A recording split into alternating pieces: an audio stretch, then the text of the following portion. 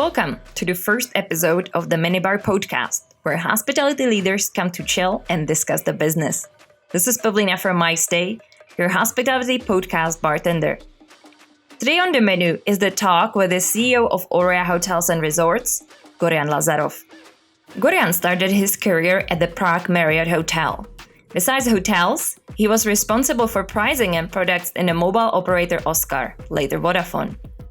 His first general manager position experience was in the luxury PostCOVID hotel in Prague, while the hotel got to the Autograph collection and became one of the leading luxury hotels based on the RevPAR on the Prague market. During the expo, Gorjan was responsible for PostCOVID Milan, and since 2016, he's leading the largest Czech hotel brand, OREA Hotels. And now, take your favorite drink, relax, and get some inspiration by Gorjan.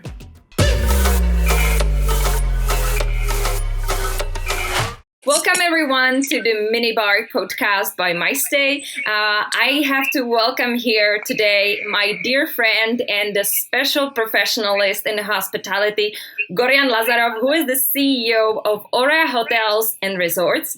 Gorjan, welcome. Hello, and thank you.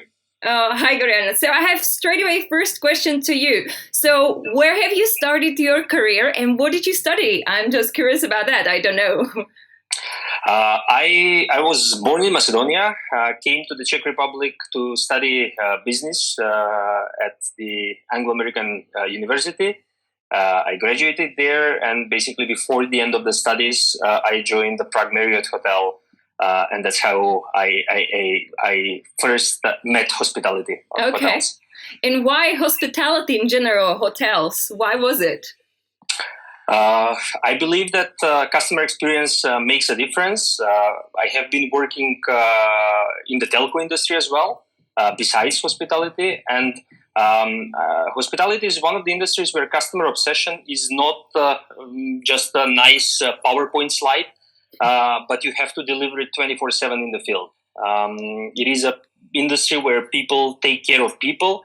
It is an industry that allows you to explore new places, new experiences, new people and cultures. And, if you take all of that in combination, it has its own magic. Oh, cool. So as the foreigner in Czech Republic, what's the key source or the magic that brought you to the being CEO of one of the leader of the hospitality hotels here in the area? What was the key source? I'm not sure. Basically, I have been living in the Czech Republic for a long time. Actually, now more in the Czech Republic. So I'm already Czechized, as I say. Probably it is the passion to turn things around. Basically, I did this at a single property with the luxury PostCOVID hotel in Prague. Then I had an opportunity to do it in Milan. Basically, PostCOVID had a hotel there and was managing that during the expo period. And then the opportunity to work with OREA came as the Czech largest Czech brand, basically, and to somehow turn around the story. Very cool. So OREA was actually famous in 90s for, let's say, older hotel type of post-communistic type of hotels, old furniture and stuff like that. But nowadays, OREA is a top leader, and I believe that you made that happen. So how did you manage to change OREA Hotels from old school concept to hotels to being the leader of the hospitality in the region? It's a combination of few things. Basically, OREA has hotels in the best locations in the Czech Republic. Yes, they're built in the 80s, and they have the look from outside from that time. However, as they say, don't judge the book by its cover. Mm-hmm. We have worked intensively with the OREA people to change internally, to change the way we approach guests and guest experience. We have learned to look into guest feedback and change the guest experience based on what basically people are telling us. In my view, people that work in the hotel always make the difference in the way how you feel as a guest in the hotel. At the end of the 90s, there was a rapid boom of international hotel chains that entered the Czech Republic. This was a phenomenal school for a generation of Czech hoteliers that basically were able to learn and saw the best that the international chains have to offer. Mm-hmm. And basically, we have put together a group of passionate people with wide experience from the area, and said, let's put together a Czech hotel brand that would make a difference. Mm-hmm. Obviously, this is one part of the story, which is basically changing the software, the people, the internal culture. Then it is the hardware. We have managed to remodel our hotels in a way that once you enter our building, you don't feel in the 80s anymore, but the look and feel is modern and vibrant. And finally, the trust and support of our owners who are passionate about hospitality and they want to make a difference in the Czech hospitality field. Very cool. Very cool. And as you mentioned, the relationship between owners and employees, how do you manage the good vibe? So how does it click well? Is it about reporting? Is it about good experience? Well, I think that it is first of all, it is about purpose, mm-hmm. Right? And usually everyone have the same purpose, but people don't speak about that. Yeah. So once you start speaking internally about the purpose, then I think magic happens, I think this is the key. Basically, just aligning the owners, let's say, expectations to the purpose of the company, to the vision, and then delivering on the KPIs with the help of the incredible team that we have. I see. That actually brings me to the question, what about the company values? So who should set them up and how often you should review them? And should the hotel actually have some values? In my view, company values are essential. And again, it's not about a website or a nice PowerPoint. I think that they're really the pillars of the house that you're building. And if you have values, if you have strategy, then all of the day-to-day decisions in the business are easy. Mm-hmm. And I think most importantly, it is not only about creating these values, but is living the values, believing in them, acting based on them, even in tough times. I see. And could you name one, maybe your favorite value that you have and you set it up with your team? Trust. Mm-hmm. Care, innovation. This podcast is brought by MyStay, the contactless solution for check-in, check-out, payments, e-keys, and service upsell for hotels and all other travel accommodations. If you want to know how to slash reception costs by up to 85% without firing your receptionist, connect with me on LinkedIn or send me an email. I will share with you our 2020 case study.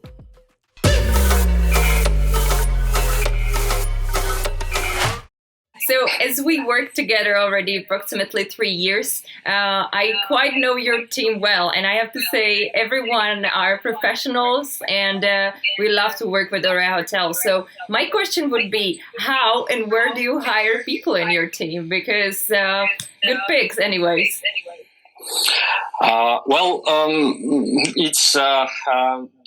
It's always, let's say, a combination of,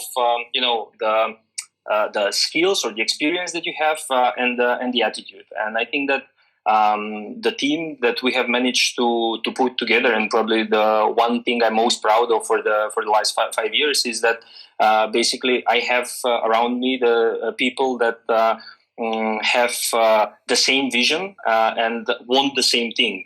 So from my point of view, attitude is the most important, really wanting to change things, going out of the status quo, making mistakes and learning from them. So I think that success is never final. You can learn skills, but in order to do that, you need the right attitude. I see. And are you searching more for hard skills or soft skills? Well, I would say it's a mixed, but in my view, soft skills in hospitality are more important. Okay, very nice. Yeah, but it really depends on the position and the need. I see. And where do you think that there is the best balance between controlling every step of your employees or not controlling anything at all? So where do you think that is maybe your way, or what do you think is the best? It's a very, very good question. I think that if we go back to what hospitality is and how it is built around empowerment. It is basically giving the possibility and the opportunity to the people that see the guest and influence the way the guest feels or, to make a decision which would make a positive impact. Will they get 100% of these decisions right? Probably not. Do I get 100% of the decisions I make right? Definitely not. I think that the first step is trust. Mm-hmm. Then it comes the courage. First of all, courage to make a decision, and then courage to leave the decisions to others. Mm-hmm. Courage to make a mistake, courage to acknowledge it, and learn from it. Mm-hmm. And I think that if you build a company culture that is built around performance, responsibility, learning, then there is no need for big control. But obviously, this is not built overnight, and you need to slowly get there. So if someone wants to go from old school type of hotels, if they're not happy with how they approach their guests and so on, what would be the first step to do to turn from the old school vision to a brand new concept? In my view, it is always turning to the people. Mm-hmm.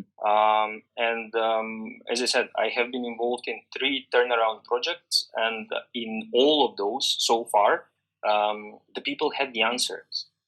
So it's just about spending the time, talking to them, really identifying the problems, and not treating just the symptoms.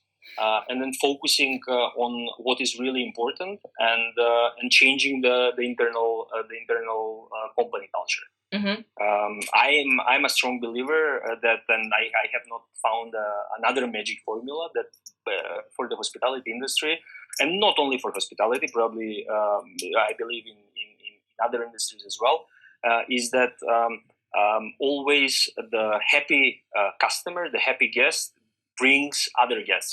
So if you have net promoters, then you can build really the largest sales force for free. Mm. So at the end of the day, the formula is very simple. But in order to do that, you need to internally make everyone believe and understand the importance of customer experience. Okay, cool.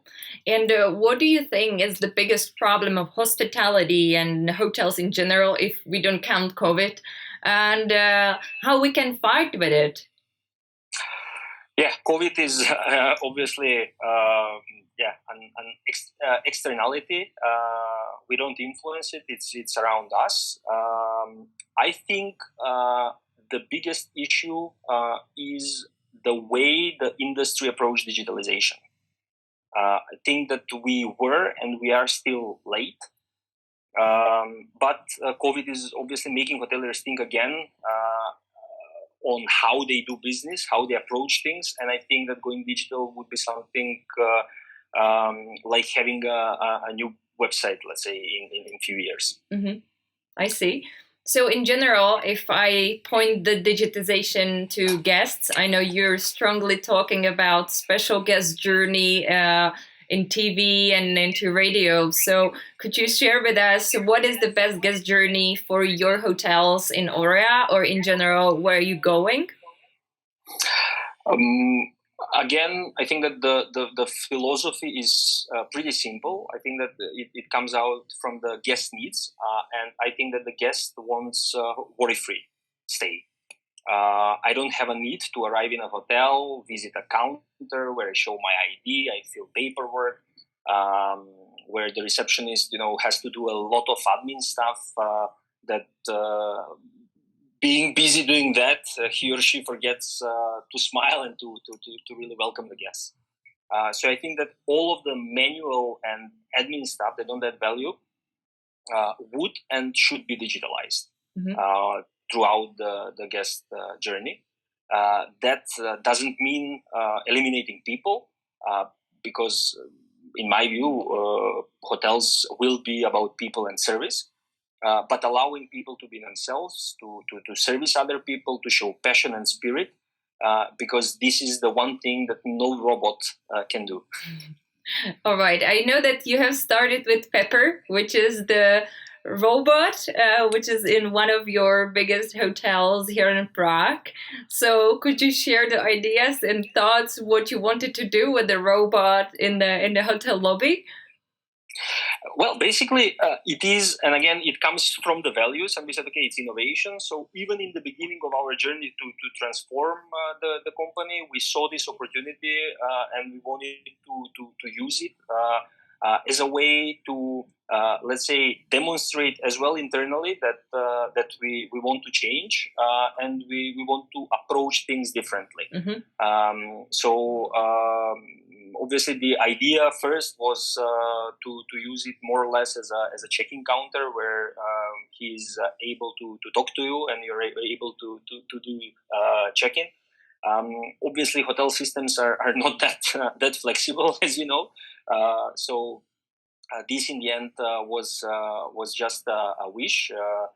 Luckily, we implemented My Stay afterwards, so we managed to deliver this experience in a different way, and Pepper is staying in our lobby to remind us all about one of our values, and obviously to provide guests concierge services.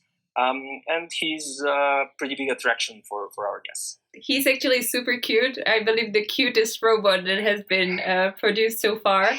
Even I was attracted by him, how cute he was.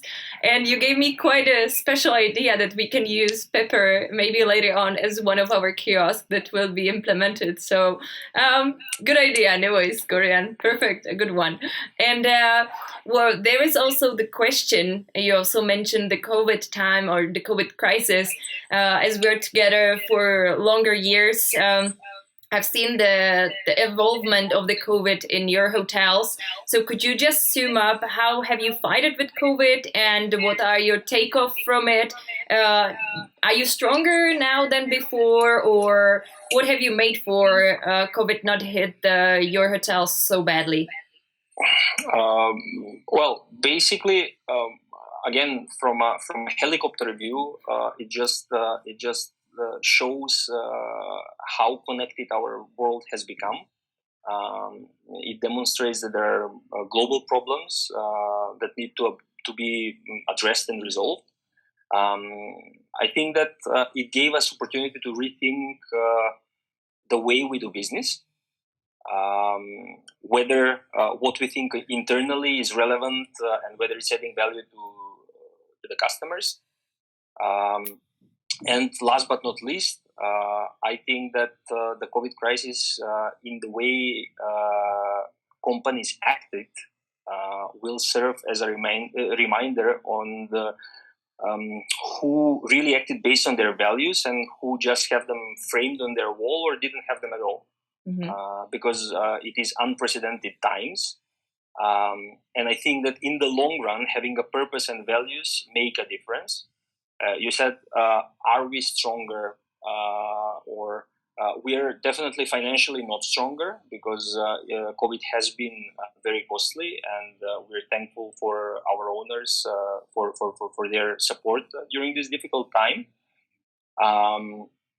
However, I think that internally, everyone acknowledges the way we have acted, the way we have treated our employees, And I think that in the long run, it will make a difference because on the other hand, COVID showed to all of us how important the social aspects are, that people want to meet, that people want to travel, people want to explore. So are we going back to the pre-COVID world? I would say definitely not. But if we say we all had parts of our busy daily agendas that can be improved with the fruits of digitalization. However, teams will still need to meet and be creative and invent and work on things. And the leisure part of the economy will increase with the increased flexibility, in my view. So, in my opinion, the long-term future of our industry is bright. Very cool. And how do you prepare for post-COVID hotel opening? I know that many of your hotels have to be closed due to restrictions. So any specials that are waiting for guests? Well, basically, and we have done this already last year after the first wave, and we had a very busy summer in the resorts. And I have visited the hotels with the opening very shortly just to wish everyone good luck. And at that time, I said, okay, I would be very happy if in September we don't have any of our employees infected. We had full hotels, and we had zero infections. We were doing all of the safety protocols. Mm-hmm. So I think that the safety of the guests and employees remains very high on our agenda. As you know, we have started working on the digitalization of the guest journey before COVID, but obviously it is something that we will continue to work with. And I think that after this long period of closure of hotels, we will need to work with our people to boost the mood, to make sure that once guests arrive in our hotel, that are probably similarly frustrated as everyone else, we will still need to provide service with a smile. Very cool. And maybe the question about just contactless and automation, because these are buzzwords of last year period. For some, it's still, I would say, dirty words. For some, a must approach, and for some already something that they did before COVID. So where do you see these two terms, automation and contactless or touchless things? I think it is a must. I think it is a must. I think that if you haven't started doing it even before COVID, you're late, and this is one of the issues of the industry. I think that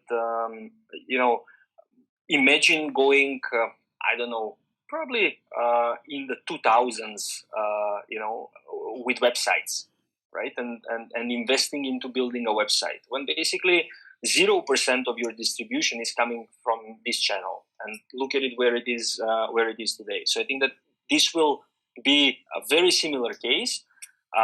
It will just happen faster. So in the future, it will be like just like not having a website, which is unimaginable. All right. Gorjan, do you have any funny story from hotels or from your hospitality career that you want to share with us? I probably hard to now think of one funny story. I mean, there are tons of funny stories because it's you're working with people. I probably a story that struck me recently. It's not funny, but I would use it because it stayed in my mind, and I think it really demonstrates on what hospitality really is. And this is a story where a family is staying in one of our resorts in the mountain. The kid is getting sick. They go to the reception, and the receptionist gives them the personal car so they can take the kid to the doctor. And you can imagine now corporations and legal departments going crazy about the risks and everything. But actually, this spirit, this approach, actually show how hoteliers are different comparing to other industries, and that they really have a special passion of taking care about people. Very cool. Well, that sounds like a very heartbreaking story. So hopefully that the kids get better. And Yes. What do you think? Everything ended good. Good to know. Good to know. And thanks for the receptionist or your staff that have been there. That's also something that the human touch is always important. And my question to you would be, what do you think that is the next big thing in hospitality? So previously it was the property management system, then it was the booking engine, then it was the channel manager, and now it's the contactless check-ins, check-outs. So what do you think is going to be the next thing? I think the root of hospitality always will be about people and passion and service. That's and all of these things around are enablers. And if people think that just by making the system switch or something that this will crack and this is some fast lane, I wouldn't agree. However, what I think will happen and is already happening in the world around us, that basically it will be about personalization. So delivering personalized service, utilizing artificial intelligence, automation, to deliver on individual customer needs. So in order to do this, you need to have all of the ecosystem, right? Because you need to track things and you need to analyze or be able to analyze big data, to segment customers and be able to deliver, let's say, individualized guest experience. Perfect. Gorjan, last question. What is your favorite cocktail as we are in the Minibar podcast? It's not related to COVID. So it's not like a recent health obsession. It's from pre-COVID and it's penicillin. It's penicillin. Wow. Oh, cool. I haven't expected that answer. Very well. So this was Gorjan Lazarov, the CEO of OREA Hotels and Resorts. Gorjan, thank you very much for accepting my invitation to the Minibar podcast. Thank you very much. It was a pleasure. Thank you. Thanks to you. Next drinks in Minibar will be served with Rita Varga. While talking about what will be the best skills to have for future hospitality jobs, where you can learn them, or what positions in the hospitality industry will be removed, in the episode called How to Enrich Your Hospitality Career. If you liked our Today Minibar podcast, don't forget to rate it and subscribe to the channel in your podcast application, so you don't miss any new episodes with inspirational hospitality professionals, their stories, and new ideas. Or if you want to know how to slash reception cost by up to 85% without firing receptionist, send me a message on LinkedIn or by email. So until next time, guys!